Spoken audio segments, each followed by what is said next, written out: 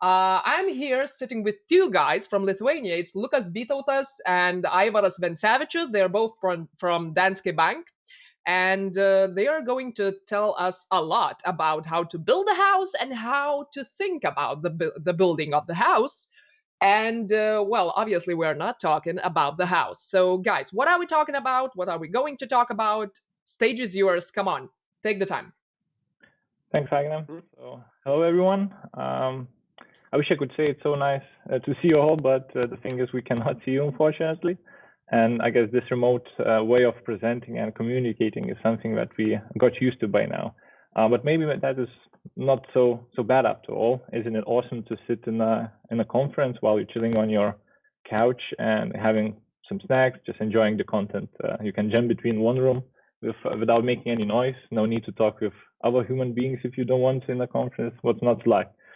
So there's also benefit for us. I guess if me and Lukas were standing in front of you in a real stage, we would probably forget our own names out of stress. And now we can do it in a safe and stress-free environment outside of our office over here. Only benefit. But jokes aside, we both would prefer standing in front of you with shaking legs, but feeling that energy in the room, having that inspiration, having that real connection and interaction. So myself and Lukas, we are from Squad YOLO, which is a cross-functional team co-located in Copenhagen and Vilnius. We are building mobile investment solution for Danske Bank, which is one of the biggest Nordic banks. And I am product owner in this team. And Lukas, maybe a few words about yourself. Yeah. Hey guys, my name is Lukas, and I'm a UX designer in Danske Bank. So if I look very tired, there's a reason for it. I have a new roommate who's very loud at days and nights, and some people are saying it's because he's only 4 days old, but I think it's because he was born in 2020. So yeah, but happy to be with you, Annie. Good. So, and before we start, it's important to know that today we represent our team, and everything that we will be talking about today is the result of hard work of that team and these awesome colleagues that me and Lukas are fortunate to have. So we just get to present it this time. So the team story started around 2 years ago with an aim to bring this new generation investment solution into mobile world. And today our product is being used by a huge base of Danske Bank customers across 5 different countries. And the team went a long way. And today we can say so far, so good. The product our team is developing seems to be making an impact. We have been seeing popularity of our solution growing really, really fast in the last year. The graph you see here shows the amount of active investors and the preferred channel, basically which way our customers chose to invest with. And blue color represents investors who preferred our mobile solution, and green color investors who prefer to invest via web solution, traditional way. The key thing we want to show here is that over the last 2 years, mobile went from being a choice of few investors to being one of the main channels for retail investing. We see the strong going mobile trend here. And it's not only our current investors switching from web to mobile. We can also see steady growth of new investors coming in, and big part of these investors are choosing mobile as the key channel. And today we'll share some insights on how our team is building this mobile investment solution. There's a lot to cover, and it's not something that can be easily done in 40 minutes. That's why we decided to do it in a bit different way, throughout the analogy of building a house. Right, guys. So how did the house analogy came to be? And it's actually from a pretty personal experience. So as you know, it's quite a strange time we live in today. Some jobs that we do did not exist 30, 20, or even 10 years ago. And this creates quite a unique problem that you might have encountered as well. And that is trying to explain what you do to your parents, your friends, or even strangers. And I remember first time when my parents asked me what I was doing, predictably, I didn't know what to say. The problem was that at the time I started in user experience and product development field, I had no clue myself what it is, so there was no chance I could explain it to someone else. But then as the time went on and my skills and experience grew and my understanding of methods and practices expanded, I kind of had a good grasp of how things worked. But surprise, surprise, it didn't make it any easier to explain it to others, though.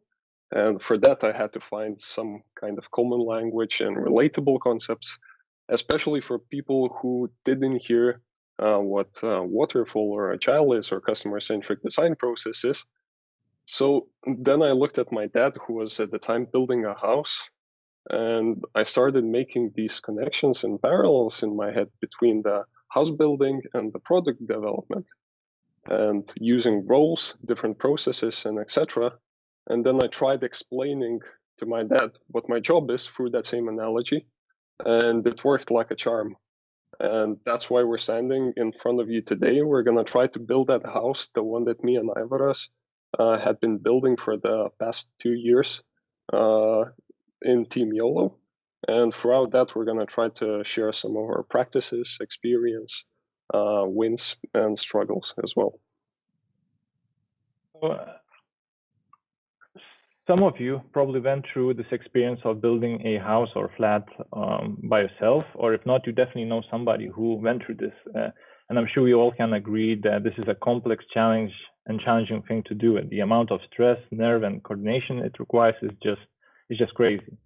And we would like you to take a few seconds and try to imagine building a house for someone else. Now, let's just take a few seconds for that. And what we would like to ask you here, if you can connect to this, again, go to menti.com and use 848717. The code is on the top here. And basically, when thinking about building a house for someone else, would you care more or would you care less? And I hope that this works and you're able to connect and answer this question. So let's try and see if someone pops up. I think we'll need to give it a bit more time.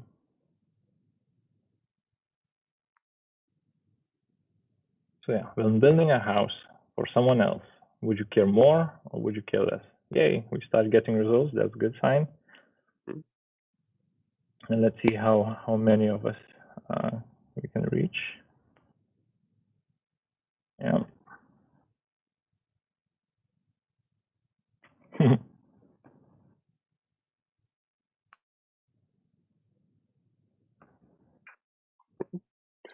Right. So.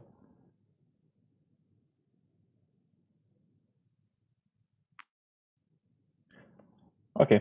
So yeah, I think we can carry on. But the thing is, I'm quite surprised to see basically equal number of people who would care less or who would care more. But also, we would like you to think about another question.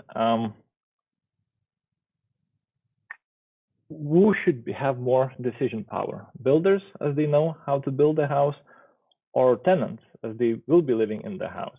So if you go and choose from 1 to 5, 5 meaning that tenants should have absolute power over decision making, or choosing 1 if builders should have this power of decision making. So yeah, just try and answer this question. Let's see what you think, guys.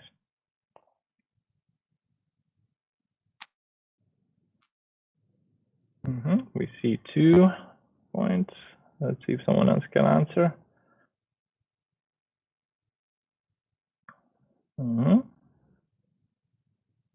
Good.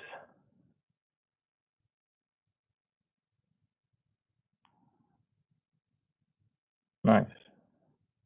Okay, so we can see some of the trend here. We see that first of all, we went through the tenants, but then it's slowly shifting towards somewhere middle. So finding the right balance between user decision power and building decision power is in different steps of development is not easy. And you can see conflicts on every corner. Do we as builders know the best, or we listen to everything what our tenants say and do everything in each step what they say? And right here, let me move this. Good. So right here, we see many similarities between building a house and developing a digital product. And the key challenge we want to highlight here is managing tenants or end users' input in different stages of building process. How do we not forget that we are building for the tenants, not for ourselves? Yeah, so as specialists, we all have our personal ambitions and goals that drive us in our day-to-day work, and it's a good thing and a healthy thing to have. I think it helps us maintain a steady focus, but also motivation towards work.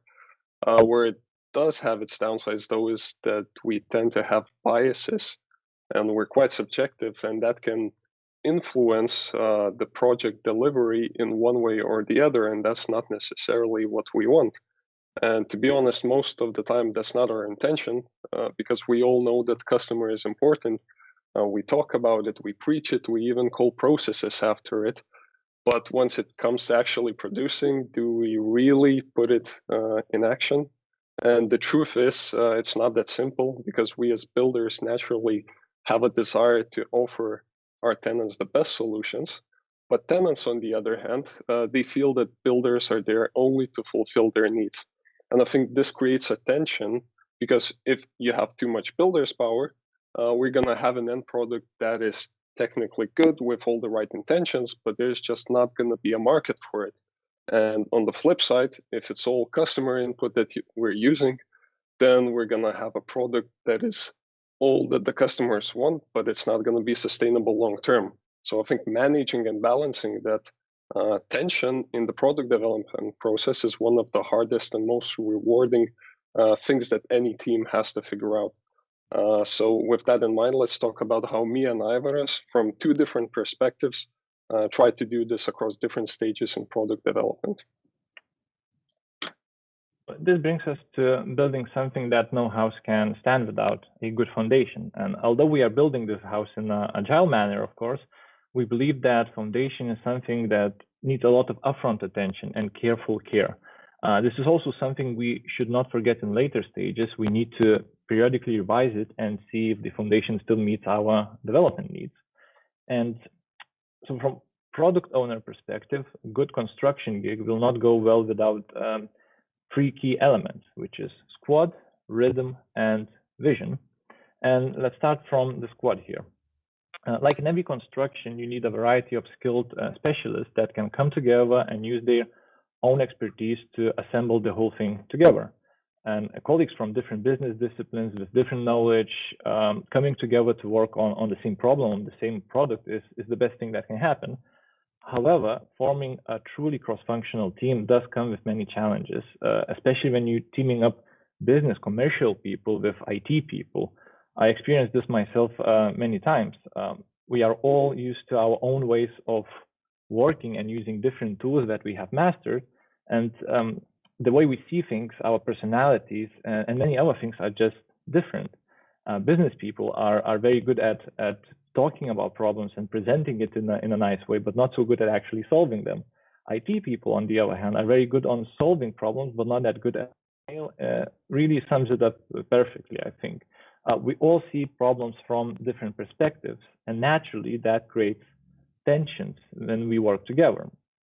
So the solution for this and the foundation of winning cross-functional squad is the trust. And for that trust to build up, we have to be brave to be vulnerable. For many personal from experience, being in this cross-functional squad where you have developers, UX designers, legal advisors, strategists, and many other experts can create individual insecurities. I'm not a developer myself, and I don't have that deep technical knowledge yet.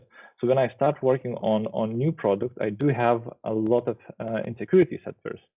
You start worrying about the amount of things you don't know. You are exposed to much broader picture of decision-making field when you are in a team with end-to-end responsibility. That can make you uncomfortable. And here, not being afraid to be vulnerable and being open about your weaknesses and things you don't know really helps. It builds that trust between team members and helps to identify knowledge gaps. And for this trust to blossom, the squad must establish and maintain this environment where team members can feel emotionally safe and are not afraid to sound their concerns and ideas. This is not an easy to achieve, and our squad, so we have a lot to do still here in this area. However, it's the key element of a foundation. And so when this trust environment is created, passionate conflicts can happen. Ability to have quality conflicts is the key here. And we talk about the good kind of conflicts here, when squad members are not afraid to argue and discuss the different approaches and opinions and on solving the same problem. It allows to come up with best solutions and, of course, drives innovation. Also very important, it keeps us from leaving aside difficult, uncomfortable topics or issues that could come back and harm us in the future. Next thing of foundation is the rhythm. And this is where agile ways of working comes into help for us.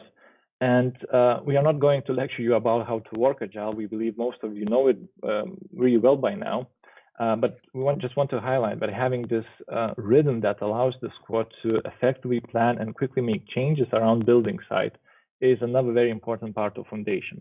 However, there's some great struggles in looking for the best rhythm. And often, especially in large organizations, agile squads are quick to become good at sprinting, moving cards on the board, measuring the speed of those cards, and etc. This sometimes can lead to focusing too much on doing things here and now, and focusing too much on fine-tuning the sprint process itself. In the long term, this may harm the team and could result in losing the focus on the end goal, on the vision. So we were talking about foundation of building a house, and one thing was the squad, and we talked about the differences between, different squad members when coming from commercial side and IT side and the tensions that may have. And we talked that trust is the key, and building this environment of emotionally safe well-being is really, really important. And then if we have that, we have a good foundation for conflicts to happen, good quality conflicts. We're speaking about that kind of conflicts where you kind of drive on innovation and you discuss problems and approach problems with from different angles, and you're able to come up with a solution. And I think where we dropped off, hopefully, was the rhythm. So again, we won't go to lecture you about the agile ways of working, but we wanted to highlight that having this rhythm is really important.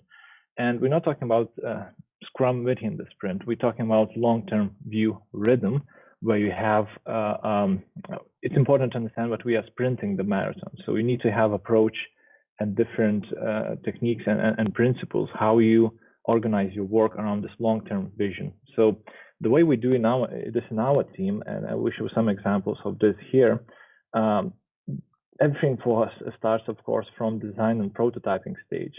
When we have a concept, so when we have different ideas, and our UX designers, the creative part of the team comes up with ideas, we try to split it up then in our backlog, where it goes through different prioritization techniques and etc., which we'll talk a bit later on.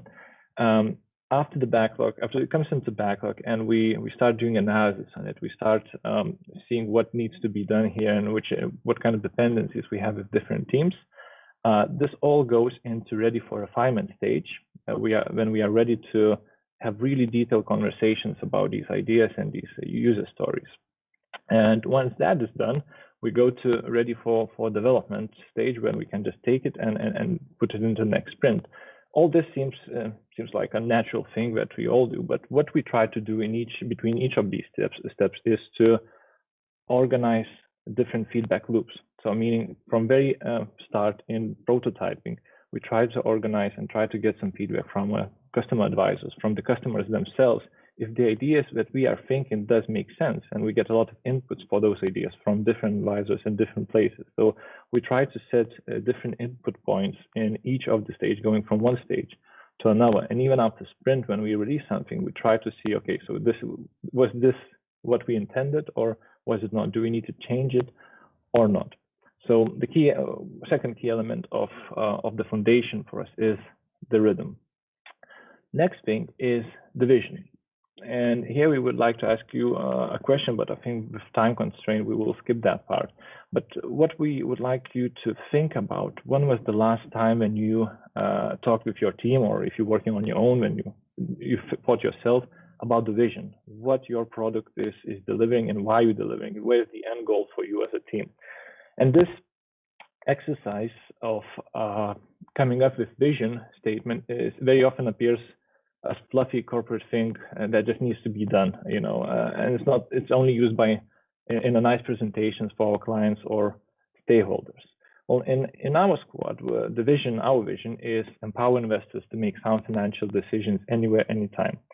This was created by the whole squad through a few days of intensive workshopping. Now, while this might sound like general composition of nice sounding words, there is a story behind each of these words that brings specific meaning for us. What is our goal? Why we are building this? These are very important questions to answer and to be aligned on. And vision is so often overlooked by teams and product owners.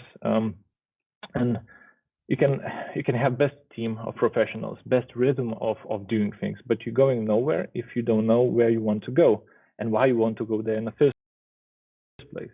So team members will simply not have any personal care or commitment for the product if we are not committed to the same vision. And if the squad does not feel product ownership, there will be problems. Same as in normal house construction. If some guys don't care, there might be a hole in the wall or leak in the roof, which could result in disaster afterwards. So the key here is to look for ways that engage and involve the whole team and allow to capture the honest input, not just having this fake meeting about vision, and just discuss, okay, this is what we prepared. You need to come up with it together. And one also additional thing to mention when thinking about your vision is also important not to forget the users, the tenants, of course. And this is something surprisingly very often missed. And you just need to ask yourself, does our vision that we are talking about here reflect user needs? So as you might have guessed already, foundation is very important, both for a house and for a digital product.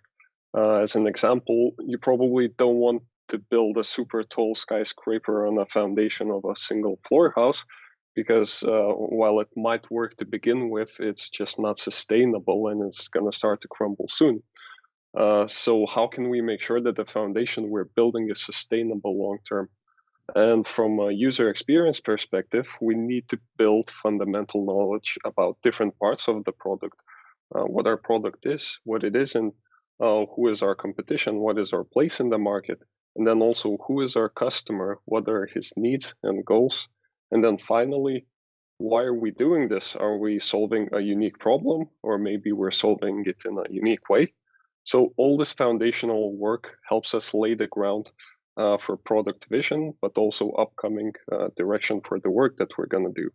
And I know that it sounds like a lot of work from time and budget perspective, and it can be, but I think depending on where you are, you might find pieces or even all of that information available in your organization. So the initial effort doesn't need to be that big. And then final thing about the foundation, you shouldn't forget it. So moving forward, you should revisit it. You should check the condition of your foundation, assess the health, and make necessary changes so you have a stable structure that you can move forward with. And now let's move on to the core. And here we can take the pyramid of user needs to illustrate kind of the guiding principles of a good core. And at the bottom there, as the biggest structural piece, we have the functional level. And in practice, what functional level is and what it means is that basically the product has to work and it needs to be reliable. But in reality, if the product is only functional, then it serves little to no value to your user. And that's where you need to start thinking not only about the factual value, but also about the perceived value of your product. And those are the things that you need to continually refine. And that's going to make your customers stay. So try to anticipate those new needs, try to examine the feedback that you get, and plan how you can deliver on those needs and requests in a timely and viable manner.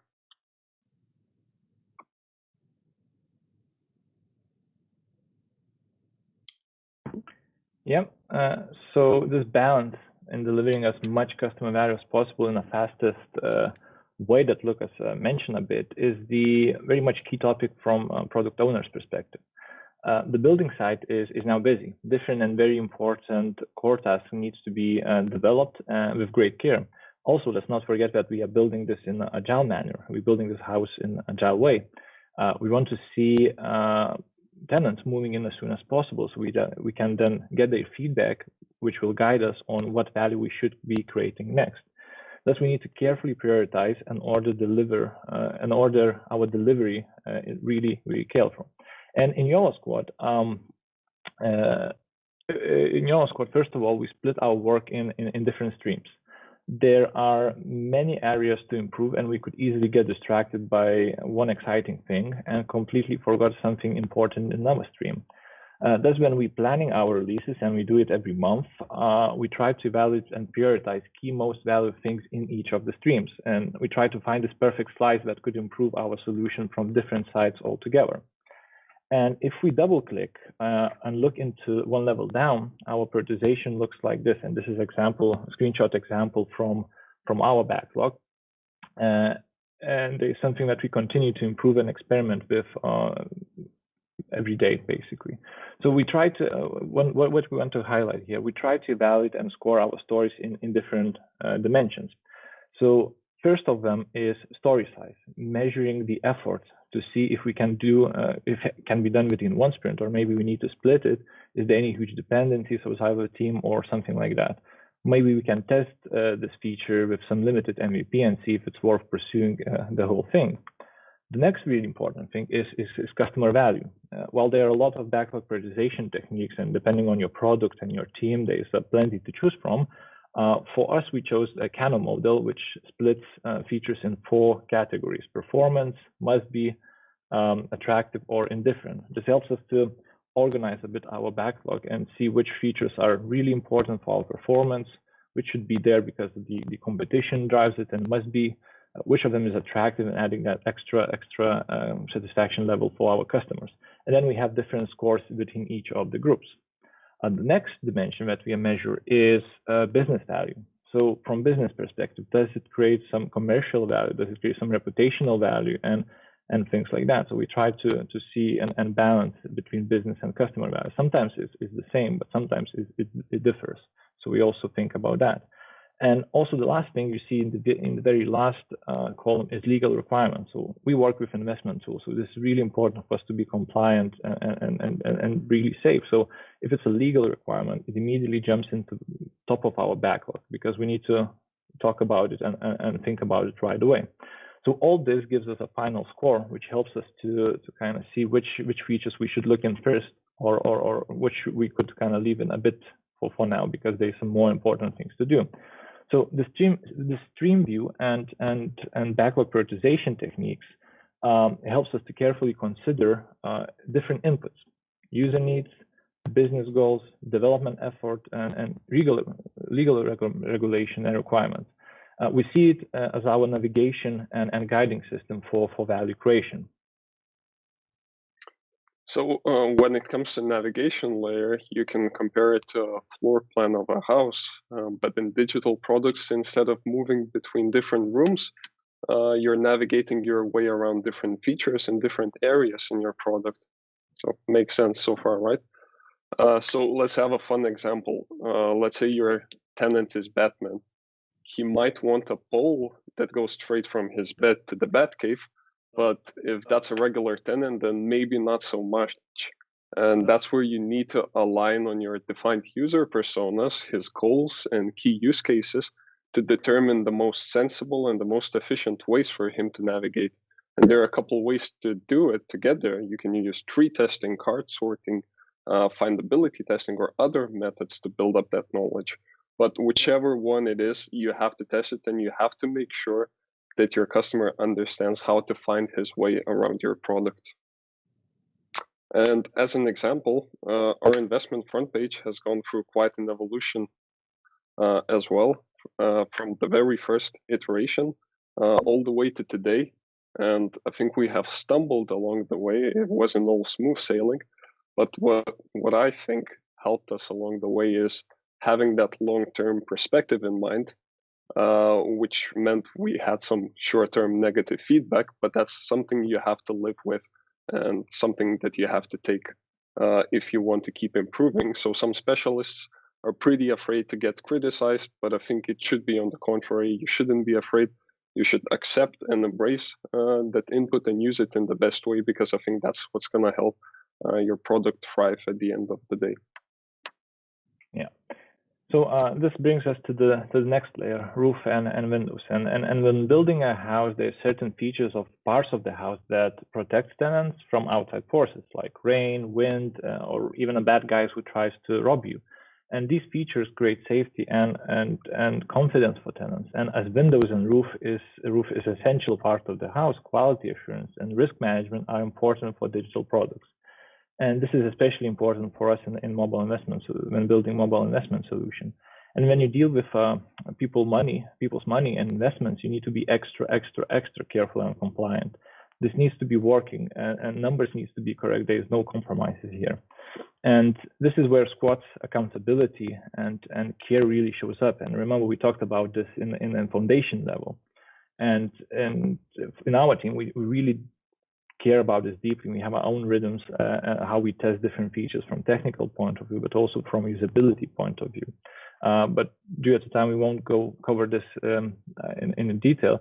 But what we want to mention is while having this rhythm, you don't need to forget about the outside risk and everything what can happen. You know, you might be preparing the roof to withhold the wind, but one day it could start, raining cars. The tele servers could shut down one day and you don't know what to do. So what we encourage to do as well in our team is to have these evacuation plans prepared, having a fail switch on different flows that might need to, be shut down for certain customers because we want to protect from different risks that something is not working. So we need to think about that. You cannot prepare for everything, but you can prepare how you react to anything. So that's kind of the main message here. Right, so now that our house has a strong foundation and a sensible structure, a good floor plan, and a good isolation from outside factors, it seems like we're basically set, right?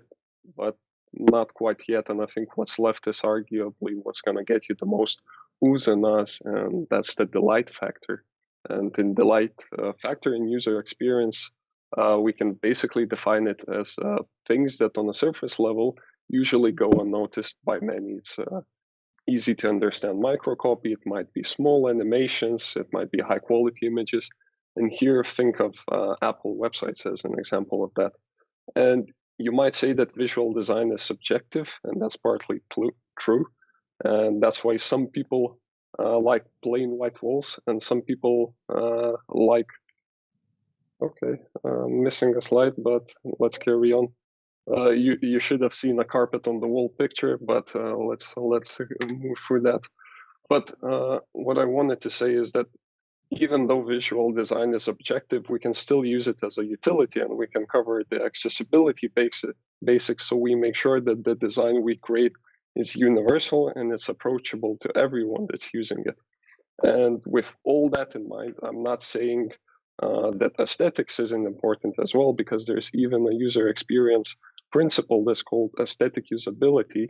And it says that basically things that are aesthetically pleasing, they may be perceived as more usable. And as an example, you can see these two chairs, and functionally they serve the same purpose, but you would probably choose the one on the right just because it has a nicer visual design. And that expands the digital products as well. And that's what we're trying to leverage as well, is that we're trying to make sure that even though aesthetics is quite subjective, you can still improve it and make it pleasing to people, so they might ignore a little bit of underlying usability issues that you might have in your product. Yeah, so now when we have some version of our house built and tenants already living in, this is where a lot of data can be captured and used to improve lives of those users or tenants.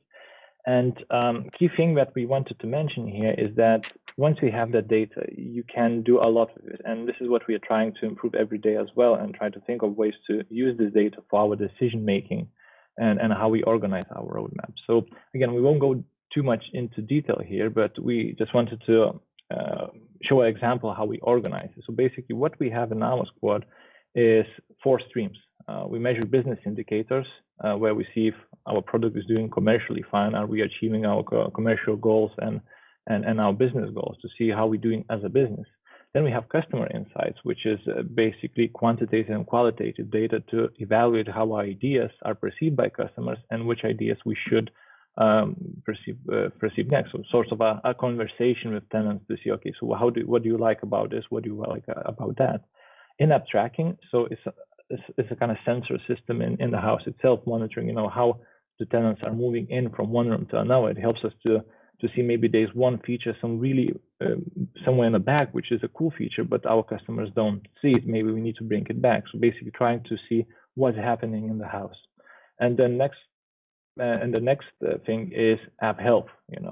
Are we doing fine? If our electricity is working fine, there's a certain core system that needs to be working. So it helps us to detect different errors and see which areas from technical depth point of view we need to capture. So that's on that. All right, so let's go to conclusion. What did we want to say with everything that we've covered today in our limited time? Well, it's basically our experience as part of working on the mobile investment solution with Team YOLO.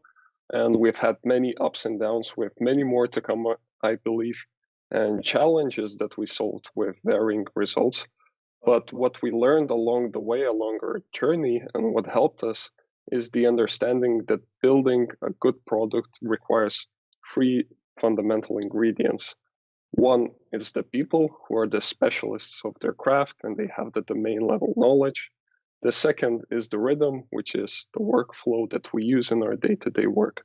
And finally, the third one is the material, and that's the input that we use to turn something into informed decisions into a real living structure. And without striking a balance between those parts, I don't think any product can reach its full potential. So with that in mind along your journey, don't forget that you as a specialist play an important role of making sure that the right balance between your expertise and customer input is used. The end result always belongs to the end user, the tenant.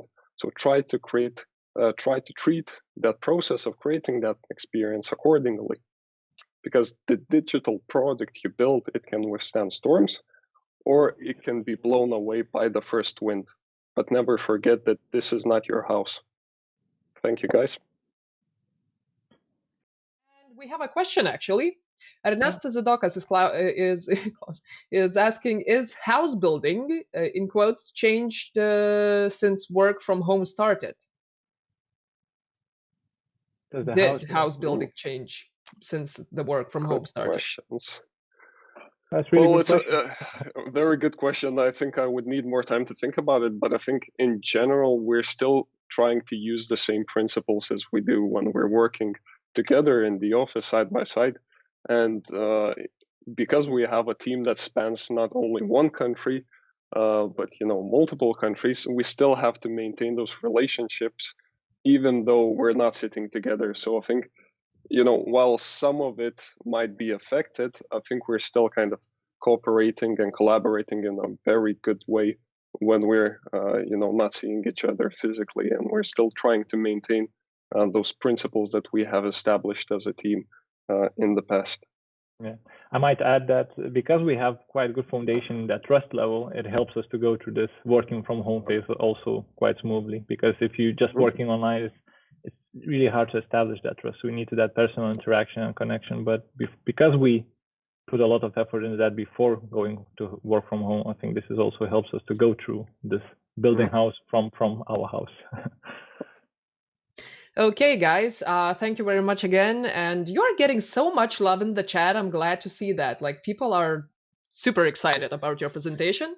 So that's all. And let's get ready for the next speaker. And for now, bye-bye. Thanks all. Thanks, guys.